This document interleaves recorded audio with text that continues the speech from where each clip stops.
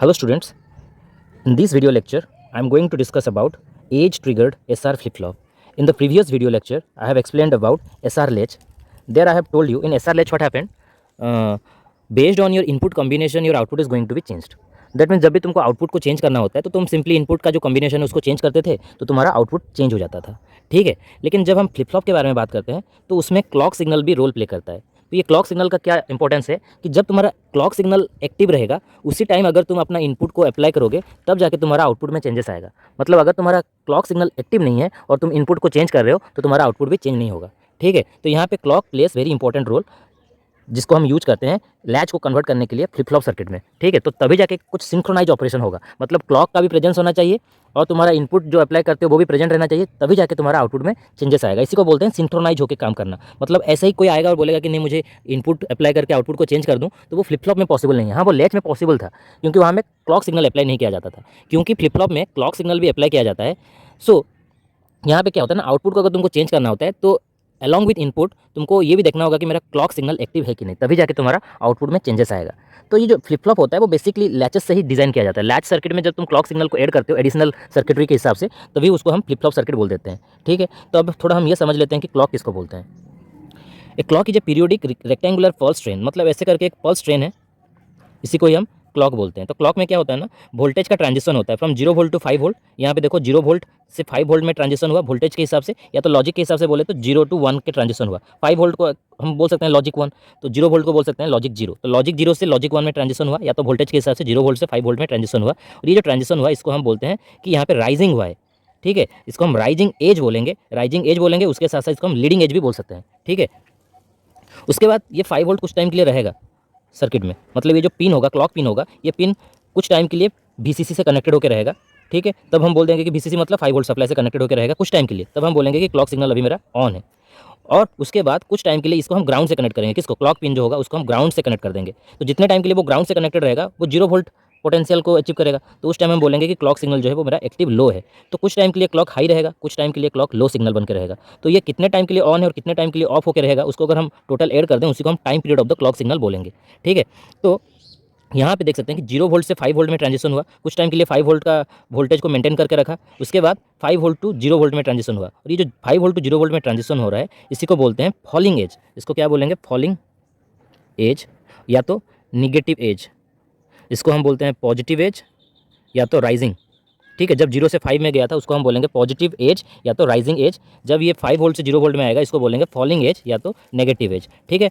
और ये जितने टाइम के लिए सिग्नल मेरा 5 वोल्ट या तो हाई वोल्ट में रहेगा उसको हम बोलेंगे on period of the clock signal, and जितने टाइम के लिए वो ग्राउंड पोटेंशियल को अचीव करेगा उसको हम बोलेंगे of period of the clock signal, ठीक है। और दोनों को मिला देने से उसका टाइम पीरियड होता है जिसको हम टी बोलते हैं, और टी का रेसिप्रोकल होता है उसका फ्रीक्वेंसी। तो अगर मैं बोल रहा हूँ कि मेरा टाइम पीरियड 1 मिली सेकेंड है तो फ्रीक्वेंसी कितना होगा, 1/1 मिली सेकेंड होगा, दैट मीन्स 1 किलो हर्ट्ज। तो 1 किलो हर्ट्ज का मतलब 1000 टाइम एक सेकंड के अंदर ये ऑन ऑफ होता रहेगा, ठीक है। मतलब ये अप डाउन एक बार एक टाइम पीरियड को इंडिकेट कर रहा है। तो अगर मैं बोल रहा हूँ कि मेरा फ्रीक्वेंसी 1 किलो हर्ट्ज है तो 1000 बार मेरा अप डाउन हो जाएगा एक सेकंड के अंदर, दैट इज़ आवर फ्रीक्वेंसी। तो ये जो है इसको हम राइजिंग एज बोल रहे हैं और इसको जो हम बोल रहे हैं फॉलिंग एज बोल रहे हैं, ठीक है। ये राइजिंग एज हो गया और ये फॉलिंग एज हो गया। यहाँ पे फिर से राइज हुआ फिर से फॉल हुआ। तो होता क्या है ना, जब भी मेरा एक राइजिंग एज आए या एक फॉलिंग एज आए तो उसको हम सिंक्रोनाइज करते हैं किसके साथ, इनपुट कॉम्बिनेशन के साथ, सो दैट मेरा आउटपुट में चेंजेस आ जाए। तो आइदर मैं पॉजिटिव एज को लेके मेरा सर्किट डिजाइन कर दूं या तो मैं नेगेटिव एज को लेके मेरा सर्किट डिजाइन कर दूं। हाँ, obviously there must be a circuit called detector circuit, edge detector circuit रहेगा जो कि डिटेक्ट करेगा कि अभी पॉजिटिव एज चल रहा है कि नेगेटिव एज चल रहा है। तो मैं मेरा सर्किट को पॉजिटिव एज ट्रिगर्ड बना के भी डिजाइन कर सकता हूँ, नेगेटिव एज ट्रिगर्ड बना के भी डिजाइन कर सकता हूँ। अगर मैं पॉजिटिव एज ट्रिगर्ड बना के मेरा सर्किट को डिजाइन किया हूँ तो जब भी मेरा क्लॉक सिग्नल 0 to 5 में ट्रांजिशन हो रहा होगा, जब भी मेरा 0 से 5 में ट्रांजिशन कहाँ पे हो रहा है, यहाँ पे हो रहा है एक बार, फिर यहाँ पे ट्रांजिशन हो रहा है, फिर यहाँ से ट्रांजिशन हो रहा है। तो जब भी मेरा 0 to 5 में ट्रांजिशन मतलब राइजिंग है जहाँ पे भी मिलेगा उसी टाइम या तो उसी इंस्टेंट पे अगर मैं अपना इनपुट को अप्लाई कर रहा हूँ तब जाके वो आउटपुट को चेंज कर सकता है, ठीक है। उसके बाद अगर मैं इनपुट अप्लाई कर रहा हूँ तो उसका कोई भी इफेक्ट मेरे आउटपुट में नहीं आएगा। आउटपुट को चेंज करना है तो तुम सिर्फ जब भी राइजिंग एज मिले उस टाइम तुमको इनपुट अप्लाई करना है, तभी तुम्हारा सर्किट में आउटपुट में चेंजेस आएगा। तो इसमें हम बोलेंगे कि ये जो मेरा पूरा सर्किट डिजाइन हुआ है वो पॉजिटिव एज ट्रिगर्ड बन के बनाया गया है। तुम नेगेटिव एज ट्रिगर्ड से भी सर्किट को डिजाइन कर सकते हो। उस टाइम क्या होगा, जब भी मेरा 5 वोल्ट से 0 वोल्ट में ट्रांजिशन हो रहा होगा, कहाँ पे हो रहा है, यहाँ पे एक ट्रांजिशन हुआ, फिर यहाँ पे एक ट्रांजिशन हुआ, फिर यहाँ पे एक ट्रांजिशन हुआ। ये ट्रांजिशन जो हो रहा है वो इमीडिएटली नहीं होता है, ये ट्रांजिशन होने में भी कुछ टाइम लगता है, ठीक है। बट थियोरेटिकली हम दिखा देते हैं कि ट्रांजिशन बहुत फास्ट हुआ है, बट प्रैक्टिकली ये ट्रांजिशन होने में कुछ टाइम लगता है।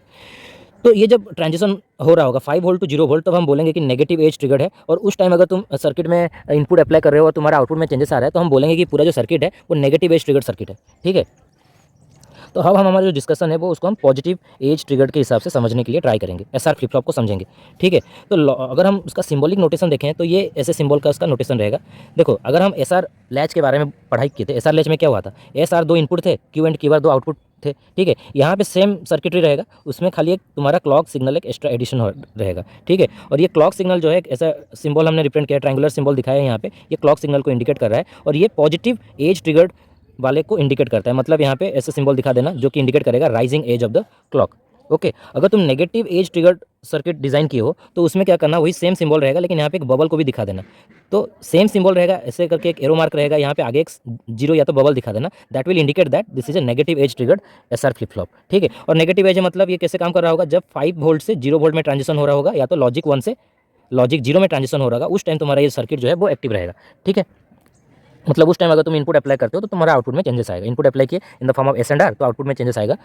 ठीक है, ओके, तो edge triggered SR flip flop के बारे में अब हमने यहाँ पे देखा। सर्किटरी कैसा रहेगा, देखो ये पूरा जानते हो कि ये मेरा नॉर गेट से कैसे डिजाइन किए थे एसआर लैच। इसके आगे में हमको थोड़ा क्या करना है, 2 ठो नैंड गेट लगा देना है। नैंड गेट लगा के उसके 2 इनपुट को शॉर्ट करके क्लॉक सिग्नल अप्लाई करना है। यहाँ पे आर इनपुट देना है और यहाँ पे एस इनपुट देना है। ये थोड़ा एक्स्ट्रा एडिशनली सर्किट को डिजाइन करना है। ये तो पूरा लैच सर्किट है, जानते हो, नॉर गेट को यूज करके मैंने लैच सर्किट तुमको बढ़ाया था, उसमें 2 नॉर गेट को कैसे क्रॉस कपल्ड कनेक्शन करके मेरा लैच सर्किट का डिजाइन किया जाता है एसआर लैच, वो तो बता दिए थे। तो इसका सिर्फ आगे में तुमको क्या करना है, 2 ठो एंड गेट को लगा के दोनों एंड गेट का जो 2 इनपुट पिन होगा उनको शॉर्ट करके वहाँ पे क्लॉक सिग्नल अप्लाई करना है और यहाँ पे ऊपर में आर और यहाँ पे नीचे एस इसको अप्लाई करना है। तो ये हो जाएगा तुम्हारा पूरा क्लॉक्ड एसआर फ्लिप फ्लॉप का सर्किट डायग्राम।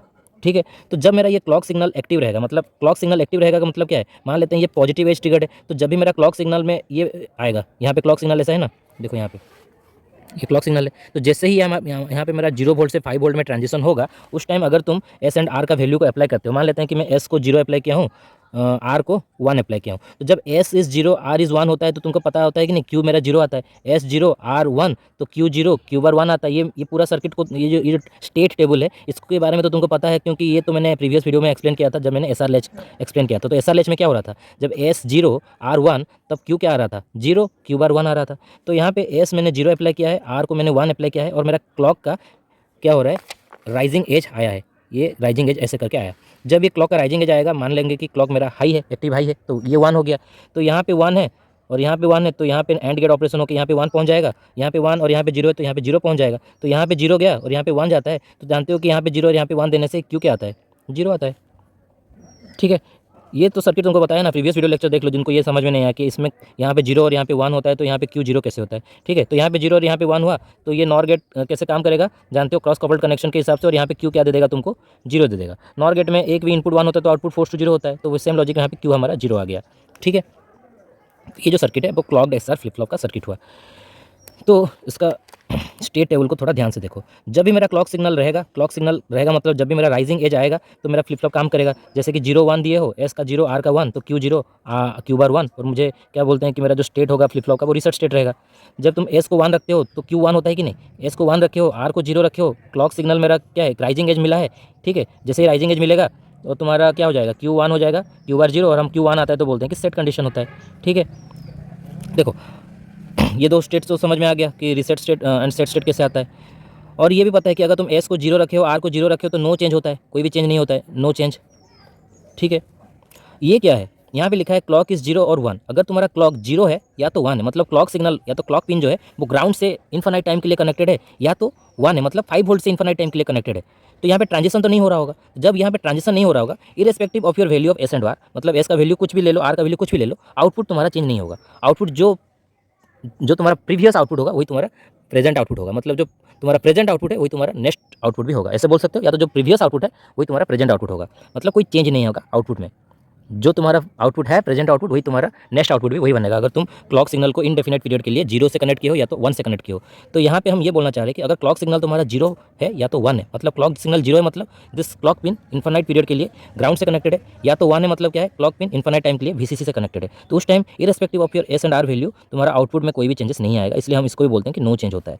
ठीक है, और लास्ट केस तो पता है कि अगर 1 1 दिया जाता है तो क्या होता है, इनडिटर्मिनेट रहता है, मतलब तुम्हारा क्यू क्या आएगा वो तो तुम्हारा रेस कंडीशन के ऊपर डिपेंड करता है। रेस कंडीशन का भी वीडियो लेक्चर अपलोड किया वो देख लो, वो रेस कंडीशन क्या है पता चल जाएगा। इनडिटर्मिनेट होता है मतलब क्यू हो सकता है 1 भी आ जाए, क्यू हो सकता है 0 भी आ जाए, तो इसलिए इसको हम इनडिटर्मिनेट स्टेट के हिसाब से कंसिडर करते हैं। ठीक है, तो 1 इज ए इनडिटर्मिनेट स्टेट। यहाँ पे हम बोल नहीं सकते कि आउटपुट क्या आएगा, वो डिपेंड करेगा relative speed of the gates. Okay, इसलिए यहाँ पे क्वेश्चन मार्क दे दिए हैं। तो ये पूरा टेबल समझ में आ गया। फिर से बोल रहा हूँ, देखो एस आर लेना है, क्यू क्यू आर लेना है। एस आर तो 2 इनपुट हो गया, Q and Q R 2 output हो गया, और लास्ट में एक कॉलम ले लेना है जो कि तुमको स्टेट बताएगा, और एक कॉलम क्लॉक के लिए लेना है। ठीक है, तो अगर तुम्हारा क्लॉक 0 है या तो 1 है, इन दोनों के लिए हमने डिफाइन कर लिया कि एस आर का वैल्यू कुछ भी ले लो, इसलिए इसको हमने डोंट केयर दिया। एस एंड आर का वैल्यू कुछ भी ले लो, 0 0 0 1 1 1 1 0, तो तुम्हारा आउटपुट में कोई भी चेंजेस नहीं आएगा। आउटपुट में कोई भी चेंजेस नहीं आएगा, इसलिए हम यहाँ पे एनसी लिखे हैं। तो स्टेट क्या रहेगा, नो चेंज रहेगा। उसके बाद देखें कि हमने क्लॉक सिग्नल अप्लाई किया है। ठीक है, यहाँ पे एक राइजिंग एज आया क्लॉक का, और हमने 0 0 अप्लाई किया। तो एस एंड आर का 0 0 के लिए हमको पता है क्यू क्या आता है, नो चेंज आता है, जो कि हमने एस आर लेच में पढ़ा था। तो 0 0 के लिए नो चेंज होता है, उसमें स्टेट भी क्या आएगा, नो चेंज रहेगा। 0 1 के लिए क्लॉक सिग्नल इज देयर, मतलब राइजिंग एज मिल रहा है क्लॉक का। एस एंड आर वैल्यू भी डिफाइंड है, एस का वैल्यू 0 है, आर का वैल्यू 1 है, उस टाइम क्यू क्या आएगा, 0 आएगा, क्यू बार 1 आएगा। ये जानते हो ना, एस जब 0 रहता है तो आउटपुट भी 0 आता है, एस 1 होता है तो आउटपुट 1 होता है। तो आउटपुट मतलब क्यू को हम आउटपुट मानते हैं। तो 1 0 कॉम्बिनेशन के लिए, और तुम्हारा राइजिंग एज भी मिला है, तो ये तीनों जब सेटिस्फाइड हो जाएंगे तो तुम्हारा क्या होगा, क्यू 1 होगा, क्यू बार 0 रहेगा, तो हम बोलेंगे कि मेरा फ्लिप फ्लॉप सेट कंडीशन में। और लास्ट केस में हम बताएं कि अगर there is a rising edge of the clock signal and S and R are 1 1, then we can not predict the output. Okay, that's why it is called indeterminate. ठीक है, यहाँ पे पूरा समझ में आ गया। यहाँ पे एक बबल को रिप्रेजेंट करना है, बबल दे देना है, और ये एरो मार्क ऐसे रहेगा। ठीक है, तो ये नेगेटिव एज ट्रिगर्ड को इंडिकेट करेगा। अब चलते हैं जो एस आर फ्लिप फ्लॉप के बारे में हम डिस्कस कर रहे हैं, इसका कैरेक्टरिस्टिक इक्वेशन को स्टडी करते हैं। कैरेक्टरिस्टिक्स इक्वेशन से हमको क्या पता चलता है, देखो ये एक कैरेक्टरिस्टिक्स इक्वेशन है, R into S must be equal to 0, ऐसे बोल सकते हो, या तो R and S must be 0, R into S must be 0, या तो R and S must be 0। इसका मतलब क्या हुआ, this is a indirect way of saying that both R and S can never be 1। देखो R and S should be 0, that means are and S should never be 1। R into S कभी भी 1 नहीं होना चाहिए। अगर are into S 1 हो गया, इसका मतलब आर भी 1 है, एस भी 1 है, तो उसका क्या होता है जानते हो, इनडिटर्मिनेट होता है। तो कभी भी आर इंटू एस 1 नहीं होना चाहिए। आर इंटू एस या तो आर एंड एस कभी भी 1 नहीं होना चाहिए, मतलब आर एंड एस ऑलवेज 0 होना चाहिए। ठीक है, आर एंड एस कभी भी 1 नहीं होना चाहिए। ऐसा क्यों बोल रहे हैं, क्योंकि ये कब पॉसिबल होगा, आर एंड एस 1 कब होगा, जब आर भी 1 होगा, एस भी 1 होगा, तभी जाके आर इंटू एस 1 हो जाएगा। और ये जब होता है जानते हो कि इनडिटर्मिनेट स्टेट होता है हमारा, तो इसीलिए R into S must be 0, ये एक कैरेक्टरिस्टिक इक्वेशन बन गया। ठीक है, अब चलते हैं दूसरा कैरेक्टरिस्टिक्स इक्वेशन को, जो कि है हमारा Q T plus 1 equal to R bar Q T plus S. अब ये क्यू टी क्या है, देखो क्यू टी होता है हमारा present state, and Q T plus 1 होता है हमारा नेक्स्ट स्टेट। प्रेजेंट स्टेट मतलब अभी मेरा आउटपुट क्या है, that is Q T. Next state मतलब क्यू टी प्लस 1। नेक्स्ट जब क्लॉक पल्स आएगा तो हमारा आउटपुट तो चेंज होगा, नेक्स्ट क्लॉक पल्स आएगा तो ऑब्वियसली मेरा आउटपुट भी चेंज हो जाएगा। तो नेक्स्ट स्टेट का मतलब नेक्स्ट क्या है हमारा आउटपुट, प्रेजेंट स्टेट का मतलब अभी मेरा आउटपुट क्या है, नेक्स्ट स्टेट का मतलब इसके बाद, प्रेजेंट स्टेट के बाद मेरा आउटपुट क्या है, that is called next state. Okay, तो ये इसको समझने के लिए हम यहाँ पे देखो के मैप यूज किए हैं। के मैप जो कि हमने कॉम्बिनेशनल लॉजिक सर्किट पढ़ते टाइम के मैप स्टडी किया था, उसी को यूज करेंगे। और यहाँ पे हम रिलेशन एस्टैब्लिश करेंगे, प्रेजेंट स्टेट, इनपुट्स, इनपुट मतलब आर एंड एस तो इनपुट है ना, inputs, present state and next state के बीच में क्या रिलेशन है, वो हम के मैप से एस्टैब्लिश करना चाहेंगे। ठीक है, तो के मैप कैसे काम कर रहा है, देखो यहाँ पे हमने क्यू को रिप्रेजेंट किया है, और यहाँ पे एस आर को रिप्रेजेंट किया है। इस साइड एस आर को रिप्रेजेंट किया है, इस साइड क्यू टी को रिप्रेजेंट किया है। ठीक है, क्यू टी मतलब क्या है, present state at tth clock, मतलब टीथ नंबर ऑफ क्लॉक में क्या मेरा प्रेजेंट स्टेट है, एंड टी प्लस 1 मतलब नेक्स्ट स्टेट क्या है। ये अगर मेरा 5th क्लॉक में मेरा आउटपुट है, तो ये 6th क्लॉक में मेरा आउटपुट होगा। क्लॉक को हम काउंट कर सकते हैं कि नहीं, जैसे यहाँ पे क्लॉक सिग्नल है, तो यहाँ पे राइजिंग एज के हिसाब से ये फर्स्ट, ये सेकंड, ये थर्ड, ये फोर्थ, ये फिफ्थ, ये सिक्स्थ, जब भी मेरा क्लॉक सिग्नल आता है उसके साथ साथ अगर हम इनपुट को अप्लाई करते हैं तो मेरा आउटपुट चेंज होता है। तो आउटपुट को चेंज होने के लिए तुमको क्लॉक सिग्नल को क्या करना पड़ेगा, क्लॉक सिग्नल को भी अप्लाई करना पड़ेगा। मतलब 5th क्लॉक जब मेरा यहाँ पे सेकंड क्लॉक सिग्नल होगा, उस टाइम अगर मैं 0 0 अप्लाई किया हूँ एस एंड आर का इनपुट, तो उस टाइम मेरा आउटपुट कुछ रहा होगा। जब यहाँ पे आ रहे हैं, सपोज मैं यहाँ पे इनपुट का कॉम्बिनेशन चेंज करके 0 1 कर दिया, तो ऑब्वियसली आउटपुट भी चेंज हुआ होगा। तो जब मेरा क्लॉक नेक्स्ट क्लॉक अप्लाई कर रहे हैं, तो उस टाइम अगर हम इनपुट को भी चेंज करें तो आउटपुट में क्या चेंजेस आ रहा है, उसी को हम क्या बोलते हैं, नेक्स्ट स्टेट बोलते हैं। ठीक है, नेक्स्ट स्टेट बोलते हैं। तो कैसे इसमें काम करेंगे, देखो एस आर को यहाँ पे रिप्रेजेंट किए हैं, मतलब इनपुट जो अप्लाई करेंगे एस आर को इस साइड रिप्रेजेंट किए हैं, आउटपुट को क्यूटी को इस साइड रिप्रेजेंट किए हैं। तो यहाँ पे क्या होता है, टेबुलर फॉर्म में रिप्रेजेंट किए हैं तो 9 बॉक्स बनेगा। ठीक है, 3 ठो वेरिएबल है यहाँ पे एस आर एंड क्यू, तो 3 ठो वेरिएबल को रिप्रेजेंट करेंगे तो 9 बॉक्स बनेगा कि नहीं। ठीक है, 9 ठो बॉक्स बन गया, ये तो तुमने के मैप में पढ़ा होगा। यहाँ पे 0 0 0 1 1 1 1 0 लिखा जाता है, और यहाँ पे 0 और यहाँ पे 1 लिखा जाता है। तो 0 0 इंडिकेट कर रहा है, मतलब ये एस बार आर बार हो गया। 0 1 मतलब एस बार आर, 1 1 है लिखा है तो यहाँ पे एस आर को इंडिकेट कर रहा है। 1 0 लिखा है मतलब 1 के ऊपर एस लिख दिया, 0 के ऊपर आर बार लिख दिया। वैसे यहाँ पे 0 लिखा है दैट मीन्स ये क्यू टी बार है, और यहाँ पे 1 है मतलब ये क्यू टी है। ठीक है, तो देखो जब हम 0 0 अप्लाई कर रहे हैं जीरो जीरो अप्लाई कर रहे हैं, मतलब क्या है, एस भी जीरो है, आर भी जीरो है, ठीक है, एस भी जीरो है, आर भी जीरो है। एस क्या है, जीरो, आर क्या है, जीरो, ठीक है, एस जीरो है, आर भी जीरो है। उस टाइम अगर मेरा प्रेजेंट स्टेट जीरो होगा, अगर मेरा प्रेजेंट स्टेट क्या है, प्रेजेंट स्टेट जीरो होगा, प्रेजेंट स्टेट जीरो है, तो मेरा नेक्स्ट स्टेट क्या होगा, वो ये एक्सप्रेशन डिफाइन करेगा। तो प्रेजेंट स्टेट अगर जीरो है, प्रेजेंट स्टेट अगर जीरो है तो क्यूटी क्या लिखेंगे, प्रेजेंट स्टेट जीरो है तो क्यूटी जीरो लिखेंगे। अब ये एक्सप्रेशन में पुट कर लेते हैं कि S is zero, R is zero, S zero है, आर जीरो है, आर जीरो है मतलब आर बार वन हो गया, क्यूटी जीरो है मतलब ये पूरा जीरो हो गया, मतलब ये पूरा जो नेक्स्ट स्टेट होगा वो जीरो होना पड़ेगा। तो मतलब अगर एस जीरो है, आर जीरो है और प्रेजेंट स्टेट मेरा जीरो है, तो नेक्स्ट स्टेट भी मेरा जीरो रहेगा। और अगर मेरा प्रेजेंट स्टेट वन है तो मेरा नेक्स्ट स्टेट जो होगा वो वन होगा। मतलब अगर तुम एस को जीरो, आर को जीरो और प्रेजेंट स्टेट को वन ले रहे हो, तो उस टाइम अगर यहाँ पे कैलकुलेट करोगे तो क्या बैठेगा, देखो एस जीरो है मतलब ये जीरो हुआ, आर जीरो मतलब आर बार वन, और प्रेजेंट स्टेट तुम्हारा क्या है, वन है, तो ये वन इंटू वन वन बना, तो नेक्स्ट स्टेट तुम्हारा वन बन रहा है। तो Q T plus one is next state, next state क्या हुआ, वन हुआ। तो इससे क्या पता चल रहा है कि अगर तुम्हारा S is zero, R is zero and your present state क्या है, जीरो है, तो तुम्हारा नेक्स्ट स्टेट क्या आएगा, जीरो रहेगा। और अगर तुम्हारा प्रेजेंट स्टेट वन है, यहाँ पे प्रेजेंट स्टेट क्यूटी को बोल रहे हैं ना, प्रेजेंट स्टेट अगर वन है तो नेक्स्ट स्टेट तुम्हारा वन रहेगा। ये बॉक्स के अंदर जो लिख रहे हैं वो नेक्स्ट स्टेट को इंडिकेट कर रहा है। तो यहाँ पे देख लो, अगर तुम्हारा S is zero, R is zero, तो क्यू में क्या लिखा है, नो चेंज लिखा है, मतलब अगर क्यू जीरो है तो जीरो रहेगा, अगर क्यू वन है तो वन रहेगा। तो उसी को परफेक्टली डिफाइन कर रहा है, ये जो एक्सप्रेशन है उसी को परफेक्टली डिफाइन कर रहा है, ठीक है। देन अगर यहाँ पे एस जीरो है और आर वन है, यहाँ पे देखो अगर एस जीरो है और आर वन है, तो एस जीरो और आर वन है तो क्या होता है, प्रेजेंट स्टेट जीरो है तो नेक्स्ट स्टेट भी जीरो रहेगा, प्रेजेंट स्टेट वन है तब भी मेरा नेक्स्ट स्टेट जीरो रहेगा, क्योंकि नेक्स्ट स्टेट हमारा क्या बन के आता है, जीरो बन के आता है ना, ठीक है कि नहीं। जब तुम एस को जीरो लेते हो और आर को वन लेते हो, एस को जीरो लेते हो, एस को जीरो लेते हो और आर को वन लेते हो, तो मेरा जो नेक्स्ट स्टेट है वो बन के आता है जीरो, ठीक है। नेक्स्ट स्टेट मेरा कैलकुलेट होकर क्या आएगा, जीरो आएगा। तो even if your present state अगर जीरो है, अगर तुम्हारा प्रेजेंट स्टेट जीरो है तब भी कोई बात नहीं है, तुम्हारा जो नेक्स्ट स्टेट होगा वो जीरो रहेगा। और अगर तुम्हारा प्रेजेंट स्टेट वन है तब भी तुम्हारा नेक्स्ट स्टेट जीरो रहेगा। समझ में आया कि नहीं। देखो अगर S is zero, R is one, उस टाइम तुम्हारा प्रेजेंट स्टेट अगर जीरो है तो तुम्हारा नेक्स्ट स्टेट जीरो, अगर तुम्हारा प्रेजेंट स्टेट वन भी है तब भी तुम्हारा नेक्स्ट स्टेट जीरो होगा। ऐसा होता है ना, जब तुम एस को जीरो, आर को वन अप्लाई करते हो तो उस टाइम तुम्हारा क्यू क्या कैलकुलेट होकर आता है, जीरो कैलकुलेट होते हुए आता है। तो इसलिए जो क्यू है वो that is your next state ना, ओके। उसके बाद यहाँ पे चलते हैं, S is one, R is zero, S one R zero होता है तो पता है कि प्रेजेंट स्टेट जीरो है तो तुम्हारा नेक्स्ट स्टेट वन हो जाएगा। अगर प्रेजेंट स्टेट वन है तो भी तुम्हारा नेक्स्ट स्टेट वन हो जाएगा। मतलब अगर S is one, R is zero, अगर तुम्हारा प्रेजेंट स्टेट जीरो है तब भी तुम्हारा जो नेक्स्ट स्टेट होगा वो वन होगा। और अगर तुम्हारा प्रेजेंट स्टेट वन है तब भी तुम्हारा नेक्स्ट स्टेट जो है वो वन बन के आएगा। और वन वन के लिए पता है, वन वन के लिए क्या होगा कि डोंट केयर होता है। वन वन अगर तुम एस को वन लिए हो, आर को वन लिए हो, तो तुम्हारा आउटपुट होगा, तो तुम्हारा जो नेक्स्ट स्टेट होगा दैट इज़ डोंट केयर। मतलब वो हो सकता है जीरो आ जाए, हो सकता है वन आ जाए, तो दैट इज़ डोंट केयर। तुम्हारे past inputs and S R के input S is one, R is one, तो whatever may be your present input, तुम्हारा आउटपुट क्या होगा, डोंट केयर होगा, ठीक है। यहाँ पे इसलिए डोंट केयर दे दिए हैं। तो अगर तुम्हारा प्रेजेंट स्टेट जीरो है तो हो सकता है कि तुम्हारा आउटपुट जीरो आ जाए, अगर तुम्हारा प्रेजेंट स्टेट जीरो है हो सकता है तुम्हारा नेक्स्ट स्टेट वन आ जाए, तो इसलिए यहाँ पे डोंट केयर दे दिए हैं, ठीक है। तो वन वन के लिए डोंट केयर को यूज करना। तो इसको बनाने के बाद देखो, ये चारों को एक बॉक्स ले सकते हैं कि नहीं, एक क्वाड के हिसाब से ले सकते हैं कि नहीं। क्वाड मतलब चार होता है, तो इन चारों को एक ग्रुपिंग कर दिए।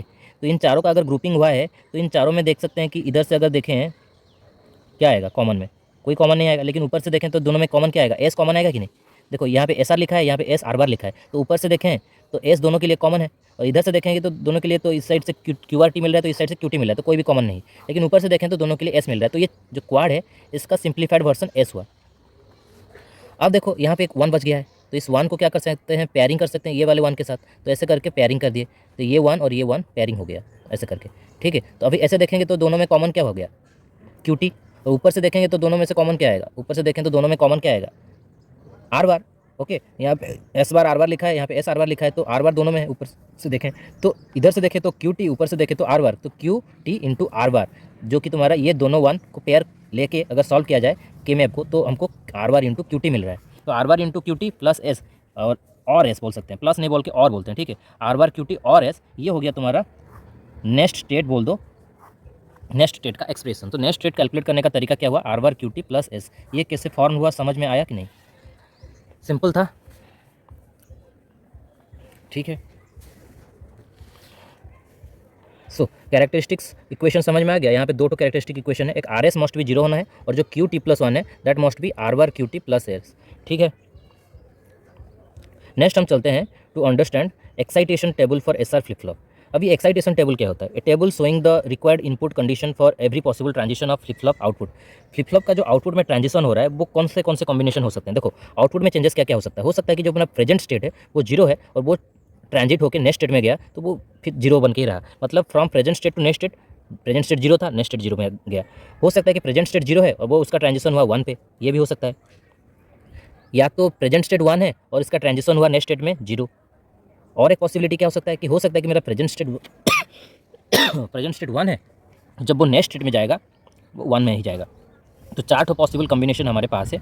तो यहाँ पे हमने लिखा है सर्किट में चेंजेस हो रहा है from present state Q T to next state Q T plus one. Obviously जो नेक्स्ट स्टेट होगा वो टी प्लस वन से इंडिकेट करेंगे। प्रेजेंट स्टेट को अगर क्यू टी बोल रहे हैं एट टाइम टी, तो नेक्स्ट स्टेट को हम इंडिकेट करेंगे at time T plus one. अगर ये मेरा फिफ्थ क्लॉक के लिए आउटपुट है तो ये मेरा सिक्स्थ क्लॉक के लिए आउटपुट होगा। ये सिक्स्थ क्लॉक के लिए आउटपुट हुआ तो ये सेवन्थ क्लॉक के लिए आउटपुट होगा। ठीक है, क्लॉक को हम काउंट कर सकते हैं, ये बताए थे ना, क्लॉक को तो हम काउंट कर सकते हैं। तो जैसे कि अगर मेरा पॉजिटिव एज ट्रिगर में काम कर रहा है तो ये फर्स्ट, ये सेकंड, ये थर्ड, ये फोर्थ। तो जो भी मेरा इवेंट हो रहा है, मतलब जब भी मेरा आउटपुट में चेंजेस आ रहा है वो कहाँ पे चेंजेस आ रहा है? जब भी मेरा आइदर पॉजिटिव एज या तो नेगेटिव एज जब आ रहा है। अगर मेरा सर्किट प्योरली डिजाइन किया गया है पॉजिटिव एज ट्रिगर के हिसाब से, तो जहाँ पे भी पॉजिटिव एज आएगा वहीं पे तुम्हारा सर्किट में अगर तुम इनपुट अप्लाई करो तो आउटपुट में चेंजेस आएगा। ठीक है, तो आउटपुट में चेंजेस तभी आ रहा है जब मेरा क्लॉक सिग्नल तुम्हारा क्लॉक सिग्नल भी एक्टिव रहा होगा और हम इनपुट को भी अप्लाई करें, उस टाइम तुम्हारा आउटपुट में चेंजेस आएगा। ठीक है, तो ये फर्स्ट, ये सेकंड, ये थर्ड, ये फोर्थ एंड एवरी ट्रांजिशन के टाइम में कुछ इनपुट को अप्लाई करके आउटपुट को चेंज कर रहा हूँ। ठीक है, तो यहाँ पे एक आउटपुट चेंज कर सकते हैं, यहाँ पे चेंज कर सकते हैं, यहाँ पे चेंज कर सकते हैं, यहाँ पे चेंज कर सकते हैं। ठीक है, तो अगर मैं यहाँ पे आउटपुट को मान रहा हूँ कि मेरा क्यूटी आउटपुट है,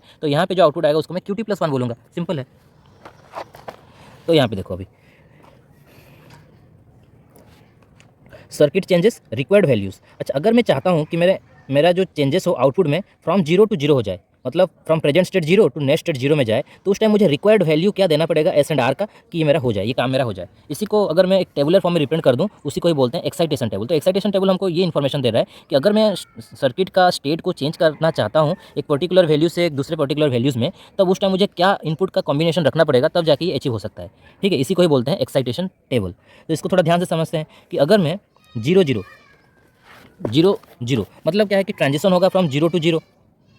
ठीक है, तो उस टाइम मुझे एस एंड आर का वैल्यू क्या देना पड़ेगा, तो उसको थोड़ा समझते हैं। यहाँ पे तुमको ये पता है कि अगर एस जीरो है और वन आर मेरा वन है, तो उस टाइम आउटपुट क्या आता है? जीरो आता है। ये यहाँ पे देख सकते हो, एस इज़ जीरो।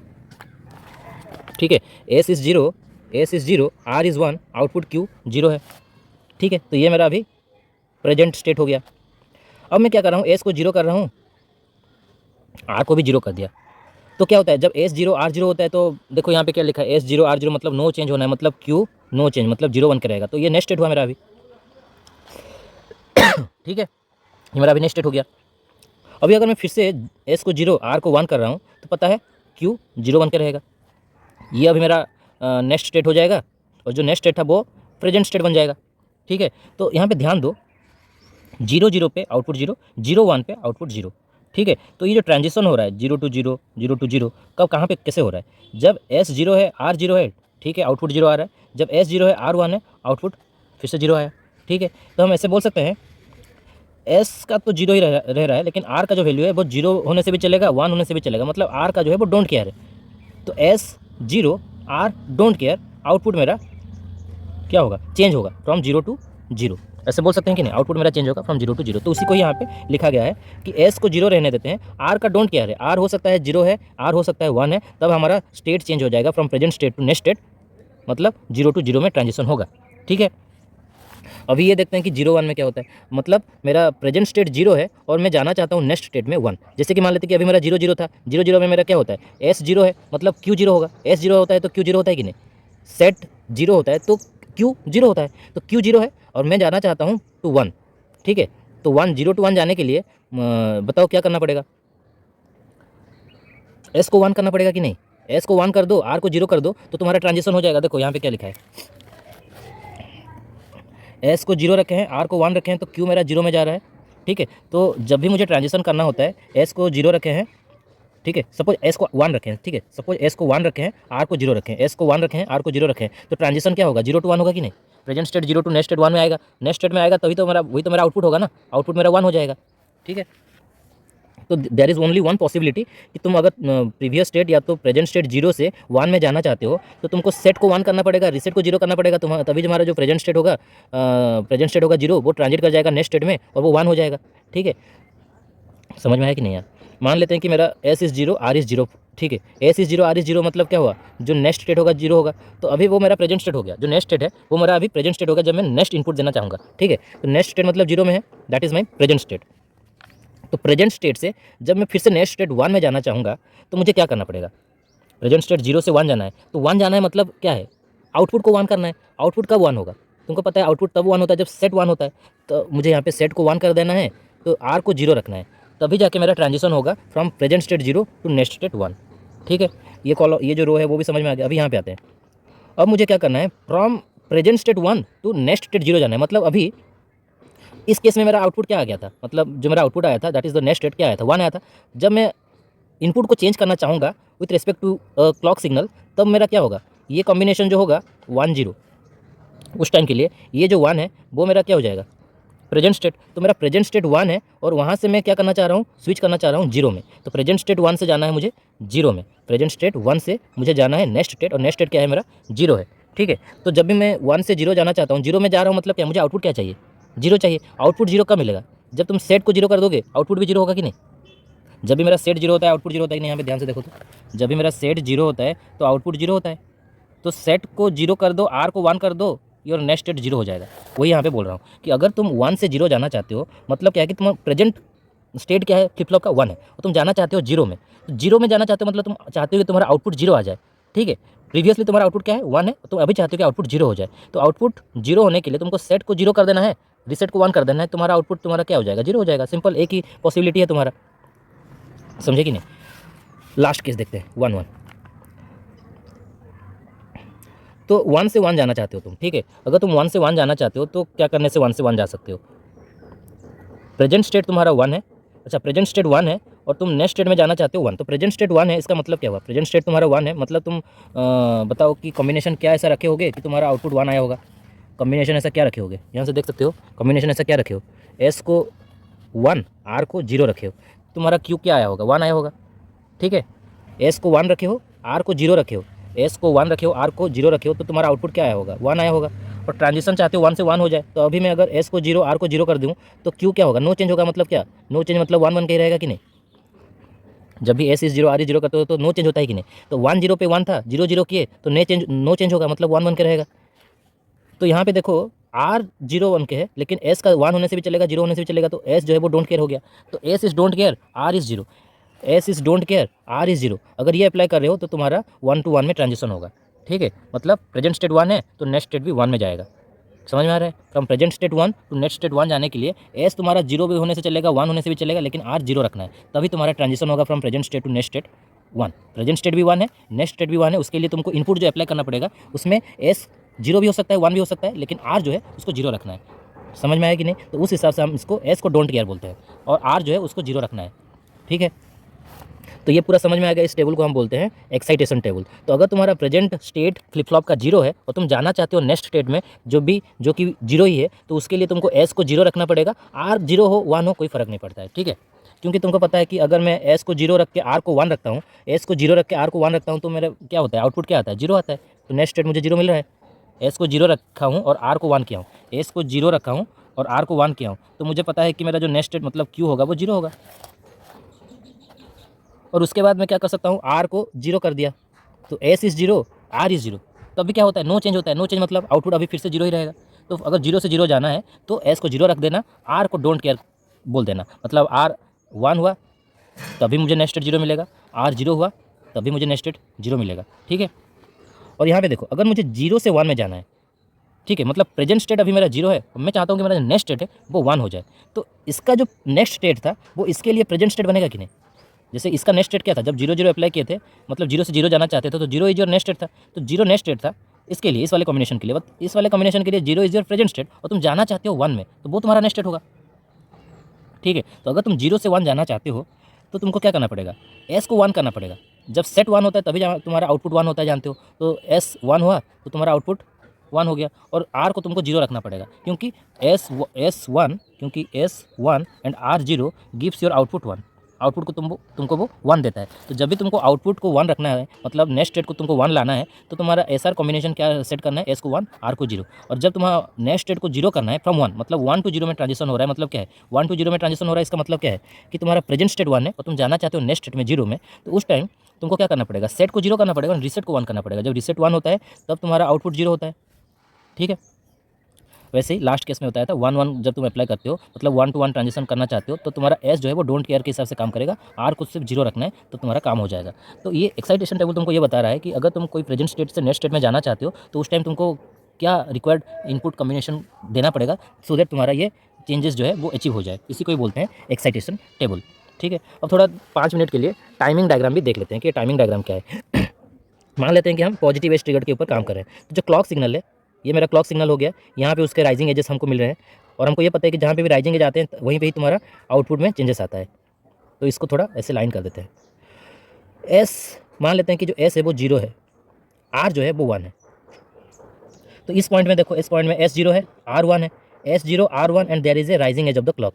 तो मुझे बताओ कि क्या होगा, आउटपुट में चेंजेस आएगा कि नहीं, आउटपुट चेंज हो जाएगा। आउटपुट क्या आएगा, एस 0 है, आर 1 है, एस 0 है, आर 1 है and there is a rising edge of the clock. तीनों मिल गया ना अभी, आर 1 है, देखो आर मेरा 1 है, एस मेरा 0 है, मतलब एस ग्राउंड से कनेक्टेड है, आर 5 वोल्ट से कनेक्टेड है और क्लॉक का राइजिंग एज भी मेरा आ गया है। तो इस टाइम मेरा आउटपुट क्या आना चाहिए, आउटपुट 0 होना चाहिए, आउटपुट 0 होना चाहिए। तो देखो इसके बाद मैंने आउटपुट को 0 दिखाया है। जैसे ही ये राइजिंग एज एस 0 आर 1 ये तीनों कंडीशन मीट कर गए तो मेरा क्यू मेरा 0 से मूव करना स्टार्ट हुआ, क्यू 0 हुआ, ये 0 रहेगा, ठीक है।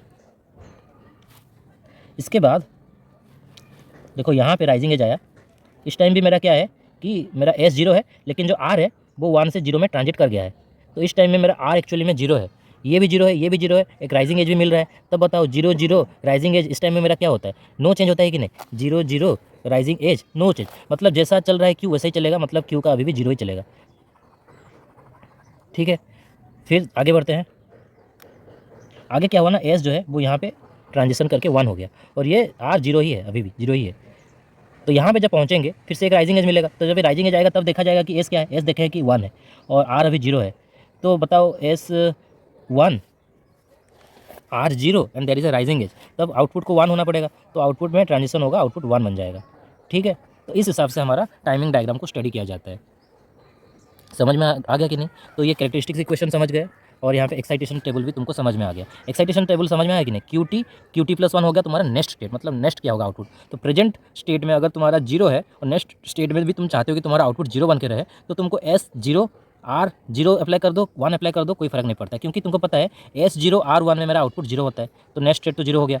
उसके बाद आर को तुमने क्या कर दिया, 1 कर दिया, आर को 1 कर दिया। तो नहीं देखो, एस इज 0, यहाँ पे देख सकते हो, एस इज 0 आर इज़ 1, उस टाइम क्यू 0 होता है, जानते हो, एस इज़ 0 आर इज़ 1, तो आउटपुट इज़ 0।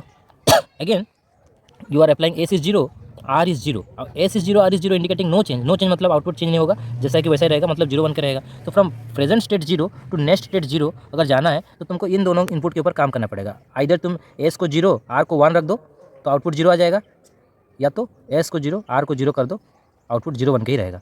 तो इसीलिए R is your don't care but S is your 0। उसके बाद देखिए कि 0 1 के लिए क्या करना पड़ेगा, मतलब अगर मैं ट्रांजिशन चाहता हूँ फ्रॉम द प्रेजेंट स्टेट 0, मतलब फ्लिप फ्लॉप का प्रेजेंट स्टेट क्या है, 0 है और तुम ट्रांजिट करना चाहते हो 1 में जाना चाहते हो, तो उस टाइम तुमको एस क्या अप्लाई करना पड़ेगा, आर क्या अप्लाई करना पड़ेगा। जानते हो जब भी तुमको ट्रांजिशन करना होता है, मतलब नेक्स्ट स्टेट तुमको 1 मिलना चाहता है, जब अगर तुमको नेक्स्ट स्टेट 1 में जाना है तो 1 में जाने का एक तरीका है कि सेट को 1 कर दो। अगर सेट 1 हो गया तो तुम्हारा नेक्स्ट स्टेट जो है वो 1 में आ जाएगा, आर को 0 कर दो, ठीक है, एस को 1 कर दो, आर को 0 कर दो, सेट 1 हो गया, रिसेट 0 हो गया। तुमको पता है कि तुम्हारा जो प्रेजेंट स्टेट है वो 0 से ट्रांजिट हो जाएगा, किस स्टेट में जाएगा, नेक्स्ट स्टेट में, जिसमें तुमको आउटपुट क्या मिलेगा, 1 मिलेगा। प्रेजेंट स्टेट 0 से नेक्स्ट स्टेट में जाएगा और नेक्स्ट स्टेट तुम्हारा 1 होगा, ठीक है कि नहीं। प्रेजेंट स्टेट 0 है और नेक्स्ट स्टेट में जाना है तुमको 1। प्रेजेंट स्टेट 0 मतलब क्या हो सकता है, आइदर तुमने 0 0 करके रखा है, एस को 0 आर को 1 करके रखा है, मान लेते हैं एस को 0 आर को 1 करके रखा है, तो एस को 0 आर को 1 करके रखने से क्या होता है जानते हो, आउटपुट 0 होता है, ठीक है। एस को 0 आर को 1 करके रखे हो, ये आर को 1 करके रखे हो, तो तुम्हारा आउटपुट क्या आएगा, 0 आएगा। तो आउटपुट 0 है, उसके बाद तुमको ये चाहिए कि नहीं आउटपुट जो अभी 0 है वो 1 में जाए, तो 0 to 1 जाने के लिए तुमको क्या करना पड़ेगा, नेक्स्ट स्टेट तुम्हारा 1 है, मतलब तुमको आउटपुट 1 चाहिए। आउटपुट 1 कब मिलता है, देखो आउटपुट 1 कब मिलता है, जब एस को 1 कर देते हैं, आर को 0 कर देते हैं, एस को 1 कर देते हैं, एस को 1 कर देते हैं, आर को 0 कर देते हैं, तो नेक्स्ट स्टेट हमारा 1 होता है। तो नेक्स्ट स्टेट 1 में अगर तुमको जाना है, तो एस को 1 कर दो, आर को 0 कर दो। This is the best possibility, this is the only possibility भी बोल सकते हैं, ठीक है। तो अगर तुम्हारा प्रेजेंट स्टेट 0 है और तुम जाना चाहते हो 1 में, that is better you apply S1 R0। अगर तुम्हारा प्रेजेंट स्टेट जो है वो 1 है, जैसे कि मान लेते हैं ये S1 R को 0 के हो, तो तुमको पता है कि तुम्हारा जो नेक्स्ट स्टेट है वो 1 है। अभी कुछ 5 मिनट के बाद तुमको ये लगा कि नहीं नहीं, मुझे मेरा जो नेक्स्ट स्टेट है वो 0 चाहिए, तो वो जो 1 है तुम्हारा, वही तुम्हारा प्रेजेंट स्टेट बन जाएगा। वो जो प्रेजेंट स्टेट है उससे तुमको जाना है नेक्स्ट स्टेट में 0 में। तो मतलब you want your output to be 0, और आउटपुट 0 तब मिलता है जब स्टेट को 0 करते हैं, आर को 1 करते हैं। सिंपल लॉजिक है। तो 1-1 कॉम्बिनेशन के लिए मैंने बताया है कि 1 से 1 में ट्रांजिशन करना चाहते हो तुम, ठीक है, 1 से 1 में ट्रांजिशन करना चाहते हो। 1 से 1 में ट्रांजिशन कब होगा? देखो, 1 से 1 में ट्रांजिशन होना है, मतलब तुम्हारा आउटपुट तुमको क्या चाहिए? 1 चाहिए, तो आउटपुट 1 होगा। आउटपुट 1 होने के लिए तुमको पता है कि एस को 1 आर को 0 रखना पड़ेगा। एस को 1 आर को 0 रखे तो क्यू तुम्हारा 1 बनेगा, और वही 1 बनकर रहने के लिए एस को फिर से 0 आर को 0 कर देने से नो चेंज होता है, मतलब फिर से 1 मिलेगा। तो उसके बाद देखें कि 1 0 करने से भी 1, 0 0 करने से भी 1, मतलब एस को 1 आर को 0 करने से भी 1, एस को 1 आर को 0 करने से भी 1, एस को 0 आर को 0 करने से भी 1, मतलब नो चेंज होता है ना। ये पता है कि नहीं? एस को 1 करते हैं, आर को 0 करते हैं, तो मेरा आउटपुट क्या आता है? 1 आता है। अगर मैं एस को 0 आर को 0 कर दिया तो मेरा नो चेंज होता है, मतलब फिर से 1 बनकर रहेगा। तो यहाँ पे क्या देखें, आर 0 ही है, लेकिन एस जो है वो 1 भी हो सकता है, 0 भी हो सकता है, तो इसलिए इसमें डोंट केयर कंडीशन को डाल दिए। तो S is your don't care, R 0 होना चाहिए, ठीक है। S is your don't care, R को 0 होना चाहिए, तब जाके तुम्हारा ट्रांजिशन हो जाएगा फ्रॉम 1 to 1, ठीक है।